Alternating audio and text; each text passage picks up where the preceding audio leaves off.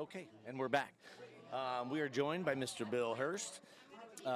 If your son has played baseball in Monroe County, you probably know Bill. Strike zone is terrible. But Bill is an Army veteran and has some knowledge of what the cause is here today. And thanks for joining us. Appreciate you guys having me. Appreciate you guys being out here today and bringing awareness to the issue. Not just military guys. I mean, young kids, middle-aged adults, people that you would never know. It happens. So how have you been affected by? 4 years ago, I had a friend of mine named Brian Zeiger, which they have a golf tournament for in the fall out of the Acorns. Went home after being with me, and about 4 hours after he left me, went home and committed suicide. After that happened, we lost 2 more friends in the next year that were 25 years old, one male, one female, to the same thing. And like Hank was talking about Noah, I mean, probably that guy that night, you would never in a million years think that would happen. I told the police when they called me, because they knew that I was with him that night, that was probably the best mood I had seen him in a long time. And something happened between the time he left me at 10 p.m. and 2 or 2:30 a.m. the next morning. Something, I think it was a call from an ex-girlfriend that just triggered it. And they found him the next day.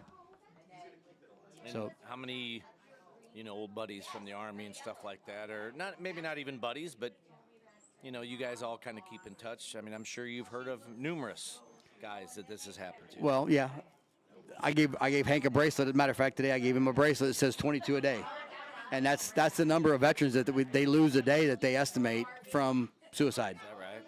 Yeah, because the mental health issue with veterans is so great, and the VA is so slow in getting them in there that they just go under the radar and nobody ever notices. Wow, 22 a day. Being an ex-veteran, and even during Desert Storm, we didn't see nearly what they saw during the Iraqi conflict, during the Saudi or the Afghanistan conflict. So I can only imagine what them guys are going through just based on what little I saw over in Desert Storm. And they come home and they're not the same, and they act like it. We could be talking like we're talking here, and you guys think I'm completely fine, and I could go home and just be in the deepest, darkest place I've ever been in my life. So they hide it well. And why do you think that is? Just because it's the training part of it? I mean, why? Because we're guys. We're guys. Yeah, I know, but still, you can tell if somebody's down in the dumps usually or something like that. But it seems like the veteran, the tough guy, the training of never let them see a sweat kind of. That attitude. Yeah, good point. You're absolutely right. But to go back with like the night that I was with Brian, great mood, cutting up. We went to New Athens. We had dinner. We had drinks. He left my house at 10 o'clock, and the last thing I said to him was, "Be safe." That's the last words I ever spoke to him. And, didn't know. I mean, not a clue. And I beat myself up for a while because I'm like, what did I miss? What didn't I see? Right. And there was nothing that I missed or nothing that I didn't see because he made sure not to let anything. And he may not even known then. Right. What happened later in the evening may have been just that simple little trigger that pushed him. But, you're taught as a man from the time you're little, wipe it off, rub some dirt on it. You're fine. You had sons that play baseball. What they think is a major injury, you're like, you're fine, get up, keep playing. Right. That's just how you're taught as a guy. So when you get to this point, especially military, macho, ego, you don't want to let anybody know that something's wrong with you. Excuse me. But I think that's part of the problem. Guys don't want to talk to anybody. And especially, like you said, with the VA being a little slow to kind of help that out. I mean, do they have other options out there, or is that about? You would hope they do. I know, like a lot of the VA. I've heard of guys calling the VA, and we'll get you in next week. Well, I'm having issues right now. Right. I need to talk to somebody right now. Who do you call? Because as you get older, to me, you may know a million people like me, but your friend group may be the size of a dime. Who do I call at 3 o'clock in the morning when I'm stressed and when I'm freaking out? Who's going to listen to me? Who do I want to wake up? Because then you feel like a burden. then you feel like you're bothering somebody because that's just another thing you're taught. Don't handle it. Figure it out yourself. Okay. I don't know. I wish I had an answer because it's, and it's not just, the mental illness. It's the addiction side of stuff. And I know this is and I kind of think today's kind of covering addiction issues if I understood Hank correctly because of a relative they had. Right. I have a son that is 5 years clean that went through the depression and the addiction thing. And, there was times that we were waiting for a phone call at 3 a.m. from the county sheriff that they found him. And luckily he fought through it and pushed hard through it and got through it, and everything's good. He's good now. He's doing well. He's a functioning, member of society with a good job, does hard manual labor, and he's fine. He's a good dad to his kids. But there was days because of the addiction and the mental illness. That's a double whammy right there. What do you think it is about military that stands out as far as the suicide? I mean, is it things they see? Is it being away from family and friends from home? I mean, what do you think it is about the military that, and maybe we talk about it more because of the military, and it might not be a higher percentage than it is of just your average citizen, but man, it seems like people come home with issues more than just your average Joe. Yeah, it's the isolation because, once you leave the military, you feel like you left the camaraderie of, you hear a lot of guys say, these are my brothers, right. These are my family, because you get so, especially guys that are in combat. I can't say, I can speak on what I think I know about combat because of being an ex-military guy, but these guys that are in like deep combat, when they leave that connection, that brotherhood, that source of protection that they have. And, they just get out, and all of a sudden now we're isolated. We're alone. We may be living with our wife. We may be living with our family. We may have friends around, but you're isolated because you don't have that same connection. Nobody knows what you've been through. So, I couldn't come talk to you guys if you guys have never been in the military about what I just went through, about seeing the body parts, or, they had to shoot a kid because he's walking down the street with an IED or a weapon.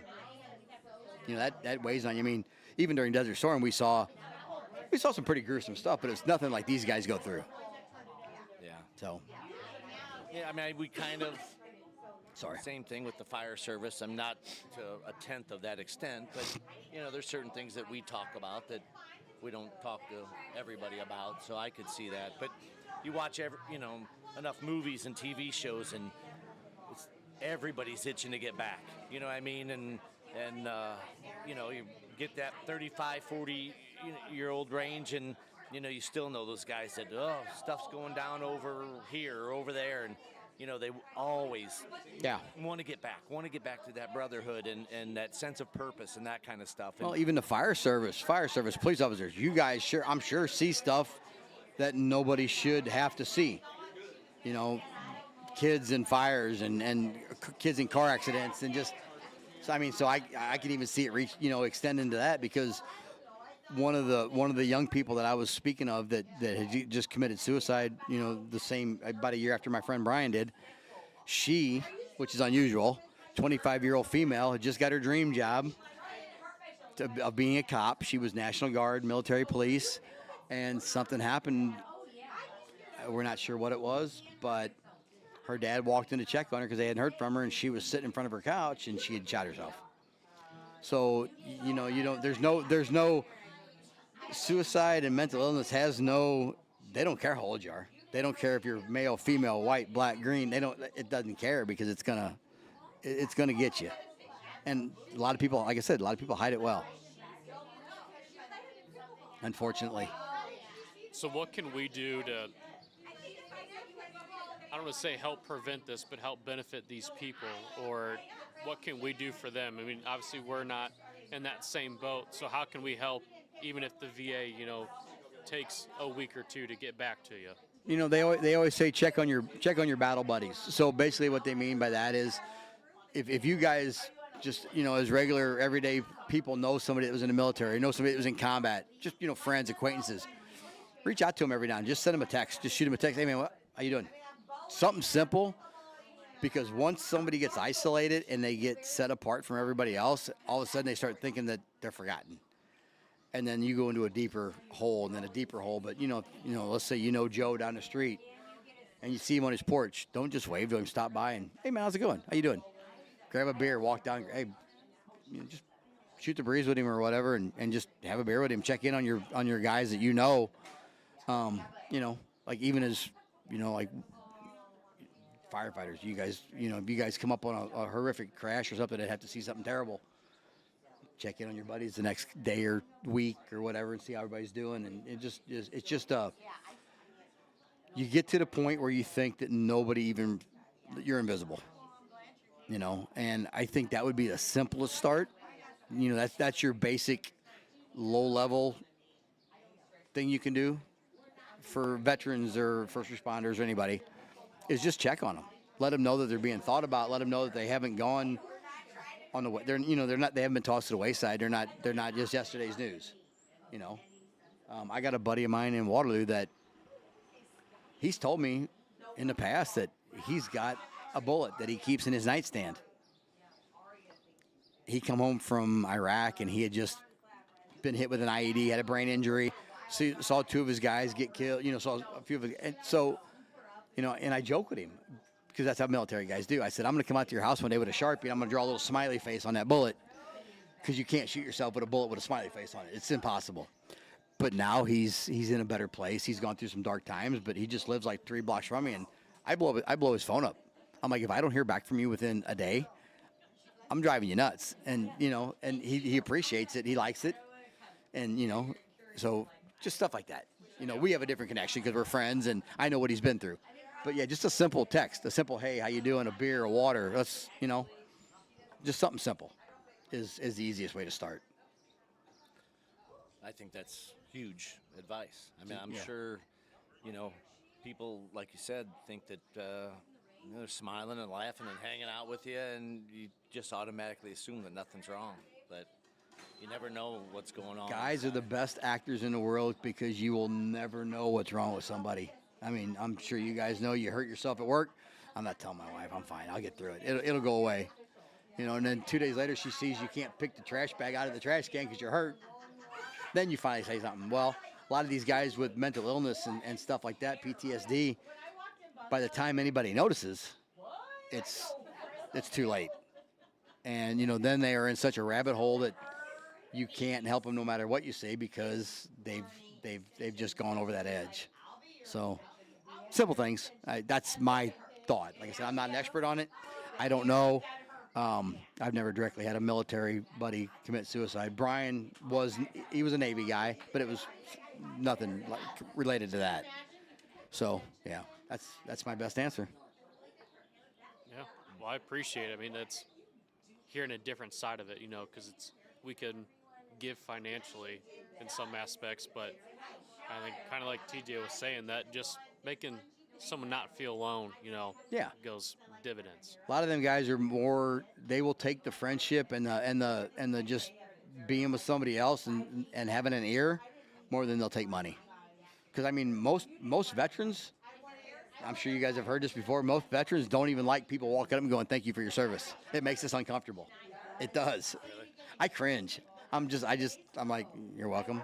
Appreciate it. Thanks." Whatever. We don't like hearing it because that's not why we did it. We didn't do it to come home and get the big pat on the back. And so if you show somebody attention that's going through a dark time, then it'd be like, hey, okay, that guy's cool. I like talking to him. Maybe I'll talk to him tomorrow again.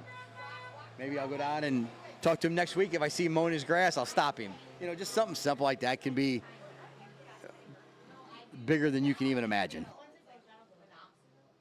Yeah. So, and as far as all this goes today, unfortunately, what Hank and Nikki had to go through to set this up is unfortunate, and God, I feel for them. And, Hank and Nikki are them kind of people that I like seeing a lot of people that I know. I really do. But I genuinely enjoy seeing Hank and Nikki because they're just that good people. And for something like this to happen to them is awful. But for Hank to set this up and do this is amazing. For you guys to interview him the first time and then come out here today and give this a platform is thank you guys. You know, I appreciate it. I don't know how many guys follow you, and I don't even care if it's 2, I don't care if it's 10, I don't care if it's 100.